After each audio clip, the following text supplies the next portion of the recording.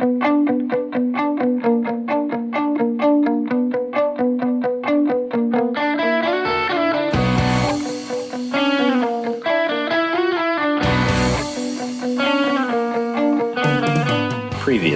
on Popping Collars. So how did the struggle of life in the wilderness kind of sit with you guys?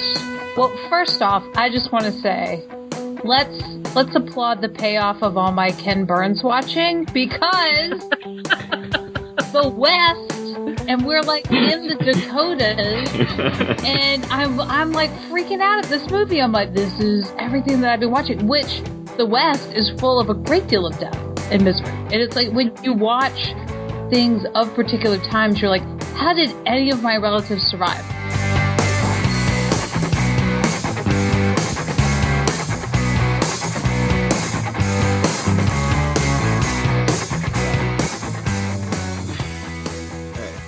Welcome to Popping Collars, the podcast that lives at the intersection between religion and pop culture. I'm your host. My name is Greg Knight, and I am in Palm Beach, Florida. With me are my co-hosts, Betsy Gonzalez from Alexandria, Virginia. Hi, Greg. And Kyle Goodman from Statesville, North Carolina. Hello, Kyle. Hello, Greg. How are you tonight? Excellent. And special guest from Berkeley, California, it's Trip Hudgens. Welcome to the show, Trip. Thank you very much. I'm feeling very special. This is episode 32 of the 1,433rd ranked podcast in the iTunes spirituality category. And our topic today is social media grieving. So I'm going to start with you, Trip. Okay. You recently wrote a piece in Sojourners entitled "All My Favorite Theologians Are Dying," which was about celebrity deaths over the past month, specifically referencing David Bowie and Alan Rickman. Yeah. So I'm wondering, what is it about the passing of famous people that has such an impact on us? What kind of led you to write that piece? Well, the key, actually, just right there in the name of the piece is the word theologian. These people are more than, pop icon, or we use icons in any number of ways, right? Welcome to the postmodern era. I mean, I really wasn't exaggerating when I think of Bowie as a theologian. He might not have always been the best moral example, but the songs, everyone starts quoting Major Tom, and it's every line from a song. It becomes this incredibly meaningful way to describe the nature of life and our place in it.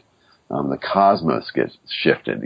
Planet Earth is blue, and there's nothing I can do. I mean, this becomes an incredibly powerful theological statement, or it's not just speaking of a universal truth. I mean, he's really after something. And in various interviews, Bowie said, he wasn't sure he believed in God, but he knew that he was pushing after something. Bowie was pushing, and absolutely was one of my sort of go-to theologians in that sense. And I lost him. I still have I have John Calvin's books on my shelves too. I still have his music. It's still there. But when they actually die, when they actually leave us, and you're not going to get anything else, there's this gaping hole. It's not the same as having the recording on my phone. And that's what it was for me. And Alan Rickman was the same way. I can go on and on about this. My wife actually got to meet Alan Rickman. She was in Oxford for a theater workshop one summer. Was there most of the summer, and he came in one day and led a master class.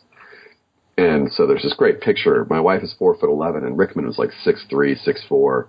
And so there's this great picture of the two of them, and he signed a copy of Hamlet for me, and made sure that he was just that kind of person. And you go back through and you read these things about what he was really like, how he understood the nature of theater in society, the universal truths it was intended to create beyond simple entertainment. And you realize you're losing a leading voice in what it actually is to be human. It's not just about digging the music or thinking that Harry Potter is a cool tale, though it is. It's getting into these stories. And yet I think you nailed something really important when you said, I lost. Yeah. This, we lost these people. There's something personal about the connection that you share with an artist, whether it be a musician, whether it be a film actor, stage actor or something like that. It's like if somebody affects your emotion, all of a sudden you've kind of let them into yourself. And so that's the piece that kind of gets lost a little bit, right? Maybe. Right. These people now have, some of these people who are living have social media profiles. And they share their lives. Toni Morrison is one who shares her life and wrote an article recently, was interviewed recently about pain and suffering. She has horrible arthritis and is wheelchair bound, but still writes this amazing stuff about regret. And, you know, that stuff shows up in papers. It shows up in a paper on human suffering and lamentations. And what do you do with that? Well, it's because these people actually follow them on social media. I mean, think about that way that social media helps us feel like, whether we have an actual relationship or not, helps us feel like we have a relationship. It sort of magnifies that experience of the icon, of celebrity, where they're sort of on the same plane with us, even if they're not. You know, you mentioned lamentations and this idea of kind of public grieving. I think that that's necessary somehow, but I think social media is doing that in kind of a different way. Well, I mean, now that we have, you know, digital bouquet laying that is just kind of happening, right? And it happens whether it's somebody who's famous or somebody who isn't. You know, you can designate on your Facebook status who your legacy contact is for your page, so that then everything gets turned over to them. They can choose to keep the page alive as a memorial, or they can choose to have, you know, download an entire like PDF of your Facebook life for them to keep, you know, as your legacy contact. And it's just, I was reading over the page today for the first time. It never actually really says that you die. Just kind of says, you know, legacy contact is someone you choose to look after your account if it's memorialized, which I just find really fascinating, just even the language and talking about it. But I think that public grieving process it's in the same way that we can like something and it's just kind of something quick we can do, but then at the same time, just incredibly poignant tributes to people who've been foundational to people. And I think as particularly Gen X, who remembers life before this digitally and now is in it really intensely. Thank you. Is really in it very intensely, and our heroes start to die. Yeah. As we're all, you know, hovering around above and below the age of 40, the fragility of life and all of that is just, and the mortality things and the fact that your kids are at that age when they are asking about death. It's all feeding this, you know, I hear so much musing about mortality in pop music and all this kind of stuff nowadays. Yeah, and I do think it's really important, this piece about having the ability to give expression to what you're feeling. You know, in my context, I've done my fair share of funerals in the 8 years that I've been in Statesville. I've done, I think, 65 funerals, which I think is a lot. There's something, you know, of course, there's this great sadness when we lose someone, but I find a lot of joy, and my word is catharsis, at having the opportunity to stand up in the pulpit and say something about that life and let it be, you know, a witness, you know, imperfect though it is, to Christ.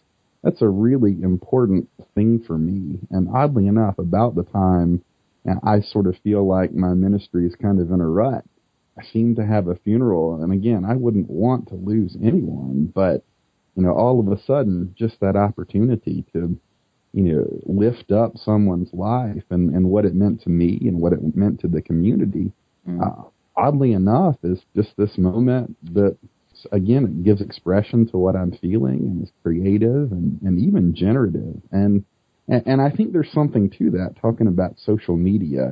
If I get to do that, you know, and really, I think most of my grief work personally, when I lose someone in my church that I'm close to, most of my grief work is really done in writing that message and giving it from the pulpit.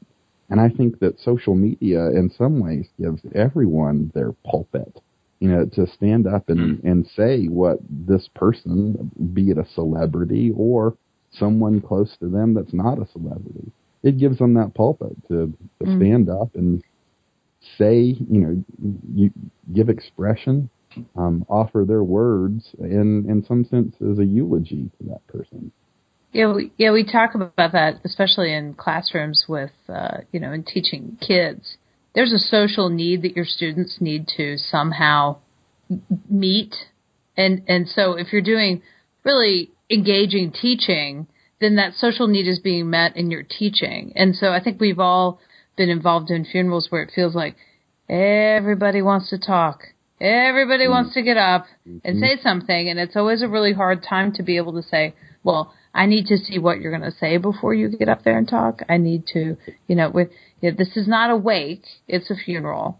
But there's something that is allowing, like what Kyle's saying, that expression to happen. I need it to happen somewhere.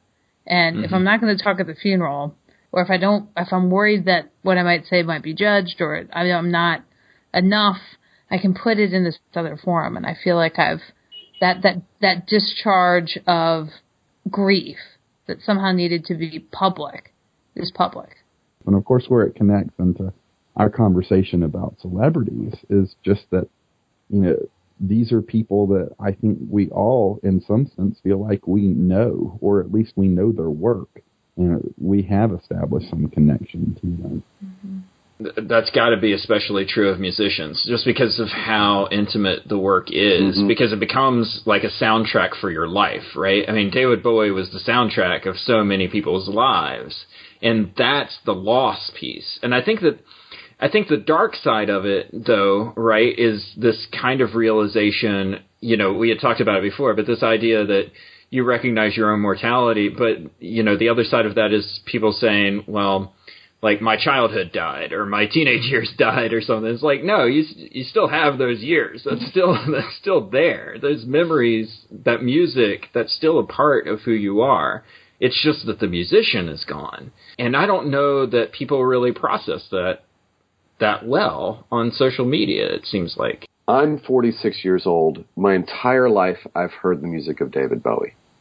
It's not that he's the music of my childhood or he was the music of my teen years or whatever. He's been releasing music for as long as I've been alive. There are many people like that. Like, I do not remember life without David Bowie. The earliest memory I have of watching a video on MTV was Little China Girl, right? And who is this David Bowie guy? I had no idea it's the same person as Ziggy Stardust, right? I had no clue because he's this chameleon, right? So the impact, it's not just momentary for me, right? When I talk about these people being theologians, it's not that one day I heard, the words ground control to Major Tom, and it was evocative in all these different ways and leads me to this understanding of the Trinity because blah. No, the first time it's this bizarre song about, this guy who has a space odyssey. And it's a sad song. And it's trippy. That's the first time I hear it. Now, fast forward however many decades, and I've added all this meaning to it. It's not simply the music of my childhood. It's the music of the last 40 years. Right? That song shows up again and again and again for 4 decades. I hear it more than I hear the music that I hear in church. Yeah. Right? I mean, that's the reason why I say our theologians are dying. Is, everyone knows Amazing Grace, but that's because it's sung more than just on Sunday mornings once or twice a year. But the number of people who can sit down and recite the words to this, Space Odyssey by David Bowie just explodes. Like, I'd love to have the statistics, the data on that. How many people could recite a song by David Bowie but not give you every verse from a hymn in the hymnal? Because we hear it so much. We simply make more meaning with it.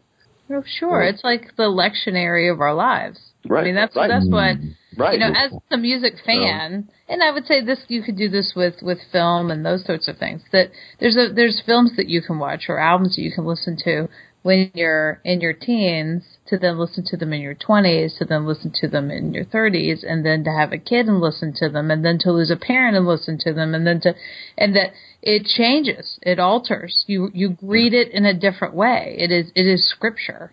Right. And so you come to it differently every time. Right, and this is why I think it's really interesting when we talk about why we feel it so personally.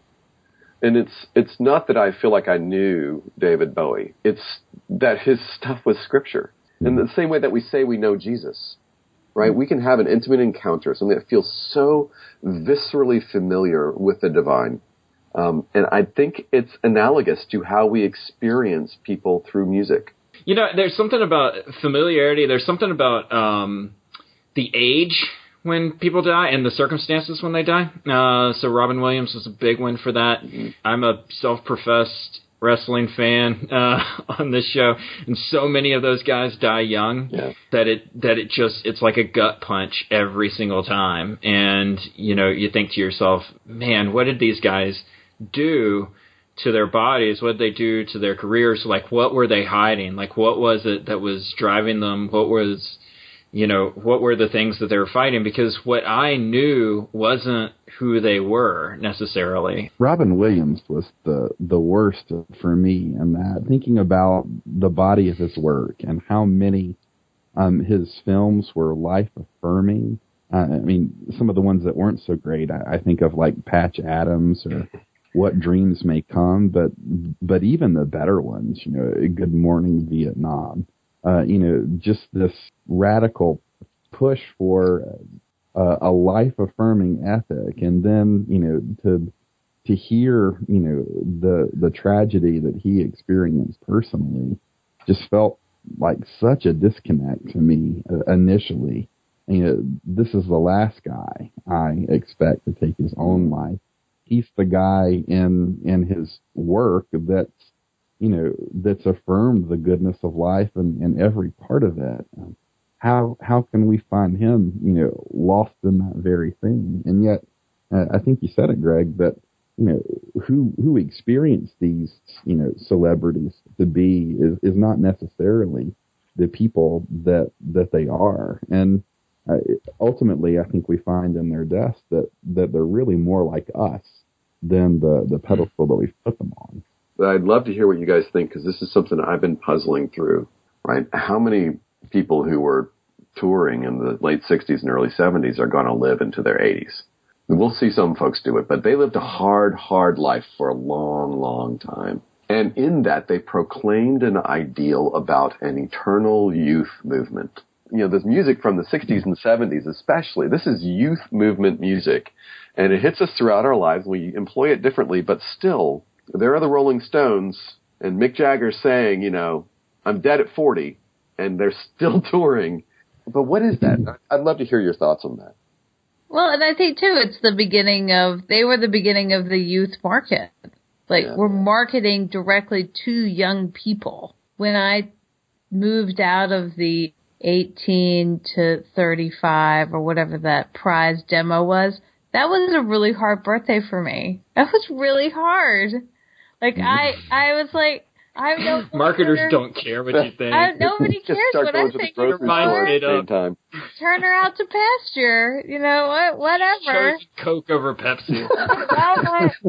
Why am I even putting my name in for this online drawing of something? My birthday, I'm out, right?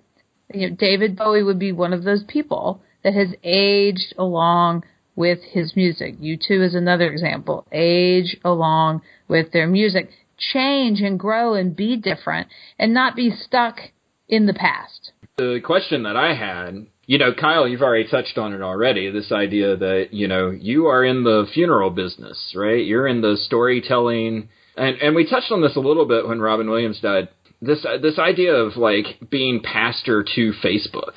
That's something that I feel like our world kind of falls into the trap of sometimes. I've got the definitive statement. I've got the quintessential story that's going to draw everybody in and heal everyone of this terrible grief that's been afflicted.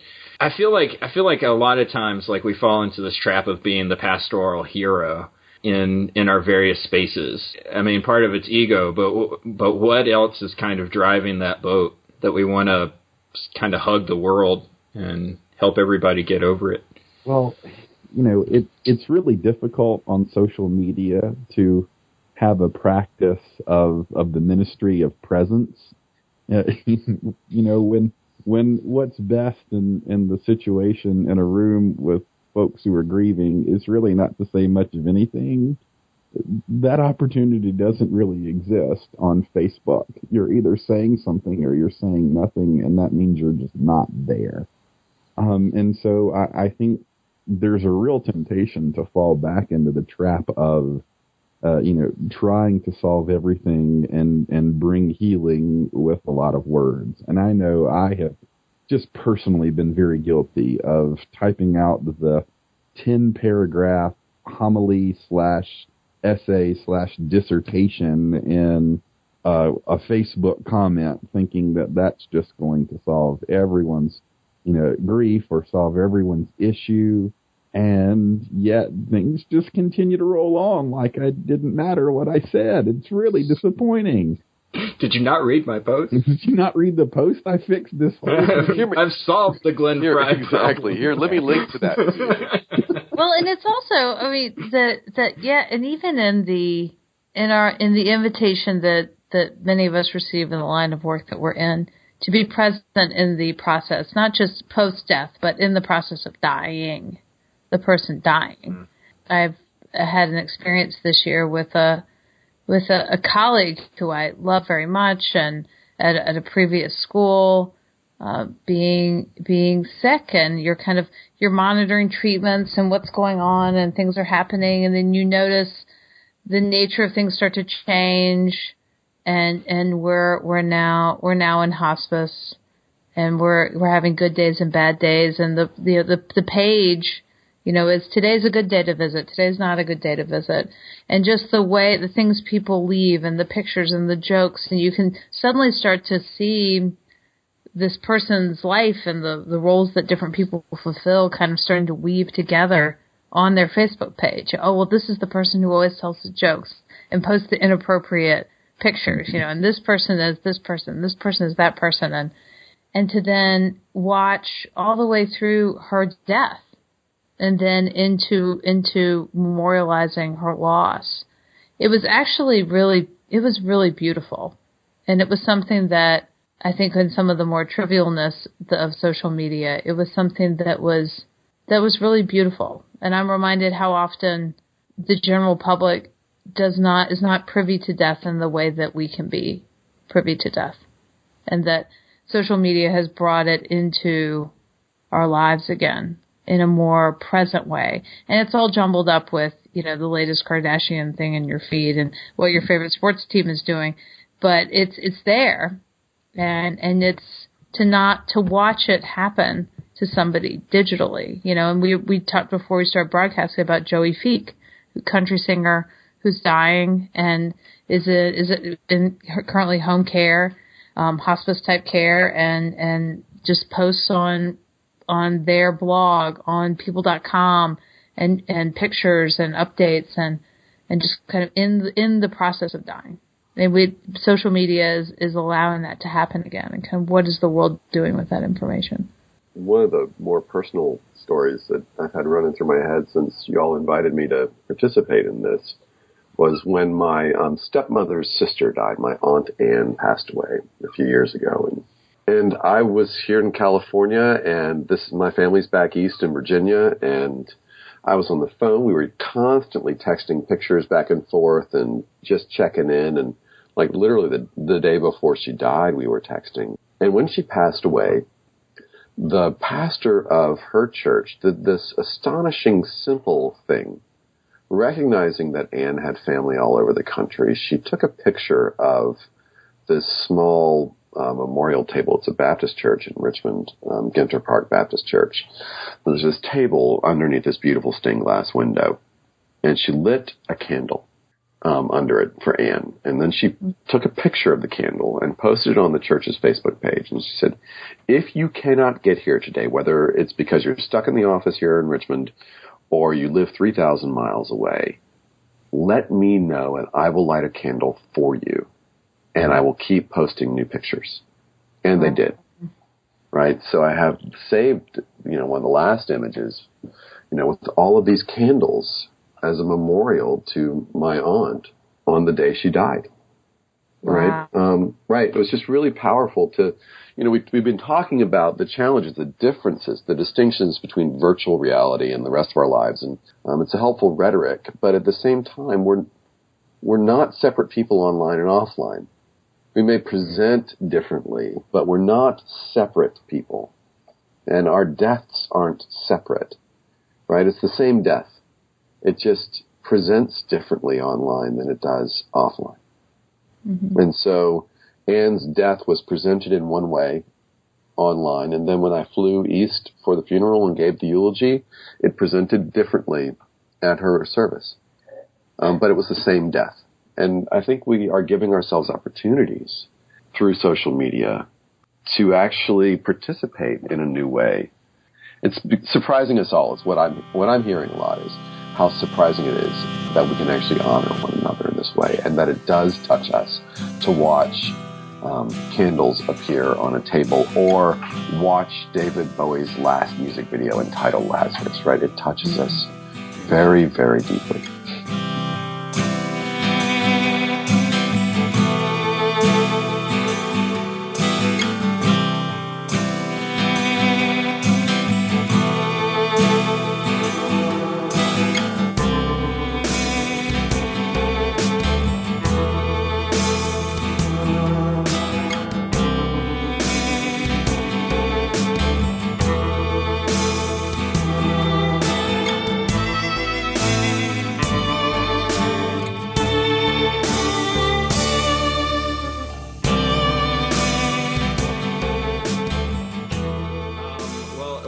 We can do our last segment real quick, which I'm retitling the 5-minute coffee hour, where we just kind of kick around a pop culture topic that we kind of bring up, and we pretend like we've got a big old bagel in one hand and a cup of Maxwell House in the other, and just kind of chat about it. But first, before we get to that, I was just wondering, Trip, do you have any a website, a blog, Twitter feed, church website, anything you want to plug? I'm all over the place. AngloBaptist.org still exists. I am there, so check me out. And that's the name across the intertubes. So it's Anglo Baptist on Twitter. You can find me Anglo Baptist on Facebook. Very good. All right, so 5-minute coffee hour. Who has some piece of pop culture that they're just dying to chat about at their next sort of coffee hour time? I've got one. Oh, good. Well, why don't you share it? Okay, so I just started teaching a class called God in Film. Just kind of a regular kind of title. But we've been looking at Hollywood biblical epics and how they affect how we hear Scripture. Mm-hmm. This may sound familiar because this was one of our shows. Yes. One of our episodes. This Pop might sound fake. This may sound familiar to some of you. What a lot of you didn't know is that I had never actually seen a biblical epic before I started teaching this class. What? That podcast. You never saw the Ten Commandments That's right. with Charlton Heston? How was that? No, I've never seen the Ten Commandments, never seen King of Kings, never seen Greatest Story Ever Told, never seen any of it. Never seen any of it. None of it. Confess, I've never seen King. I haven't seen King of. So I started teaching this class having seen none of this stuff. I love it. I love it all. It's wonderful. I watched the Ten Commandments. It's got a love triangle between Moses and Ramses and Nefertiti that's amazing. At one point, Nefertiti says, I know that it's not a mountain, only a mountain that moves you, Moses. Like, it's total, like, camp and sex and amazing. But then I got to watch Godspell. I loved it. Like, I love all of these things. I guess I thought of myself as somebody that didn't like Bible movies because I associated them with, like, evangelical Christians or whatever. Like, this is what I watch at Easter, that kind of thing. But, like, I'm totally in that camp now. I'm a biblical epic, like, convert. Yeah. So that's... Yeah. Well, then don't go watch the Russell Crowe Noah movie. That'll do it. No. No, that will genre for Greg. That's it. The Noah movie, he's out. Yeah, this is true. Well, what was the sword and sandalsy Moses retelling that just came out with Christian Bale? Oh, the King of Gods and Kings. Gods and Kings. Lots Right, more yeah. sword play with Moses than I was ever aware of. My kids in class are always like, "Oh, are you gonna go watch that movie?" And I'm like, "No, because then I have to undo all the poor scripture that's happening in it and tell you what's actually happening." Did you ever think the worst part of Ten Commandments was that it didn't have enough gladiator in it? Right? I think Then that here's the movie was for the you. pitch on that one. No, but it's like, but this is all cinematic midrash, right? Isn't that what when they were talking about the Noah movie, when they were interviewing the filmmaker? It's like, this is Kathleen Falsani had this great interview with, oh my gosh, the filmmaker for Noah. It wasn't Ridley Scott, was it? No. It was the guy that did Requiem for a Dream and Noah. No. Abrams. No. Drat. Aaron starts with an A. No. Aronofsky. I win. Falsani. We're gonna edit You win. until it sounds like we immediately came up Yeah, with David. edit that out. Kathleen Falsani's interview with Aronofsky is great because he basically says, look, he went to Midrash on the story and then added more as a cinematographer because the medium allows him to do Midrash differently, right? So you have the Nephilim and you have all sorts of crazy stuff going on. And it's fantastic in that sense because it is fantasy. What makes the Cecil B. DeMille movies so wonderful is that they insist on treating it like it's history, right? And history on a grand scale, right? This is the Empire doing the thing. It's, George Lucas watched Cecil B. DeMille movies before he ever filmed 1 inch of film for Star Wars, right? It's all Cecil B. DeMille does space opera. And it's that same sort of thing. I love that about them. If you ever get a chance to check out the book, Ben-Hur, do so. It's written by a retired Army general who had his own conversion experience, and Ben-Hur is his archetypical masculine believer. What does a masculine Christianity look like? Well, it's Charlton Heston in a chariot. Just putting that out there. But it's a fantastic book. You will need something strong to drink when you read it, but it's fantastic. That's great. Nice. All right. So that's it. Biblical ethics. I recommend it. So that's it. All right. Okay, so let me plug the show real fast. You can find Popping Collars on the web at poppingcollarspodcast.com. You can find us on Twitter at Popping Collars. You can find us on Facebook, facebook.com/poppingcollars, where you can like us. Please feel free to subscribe to us also on iTunes so that we can move up in the rankings and finally crack that top 1,000. Come on, I mean, what have we got to do? Oh, and we're also featured on EpiscopalCafe.com. We love EpiscopalCafe.com. We know you will too. Check them out for all your Episcopal news and beyond. And so with that is Popping Collars for this time. Thank you, Trip. Thank you, Betsy. Thank you, Kyle, for being on the show. We'll see you next time. Keep those collars popped.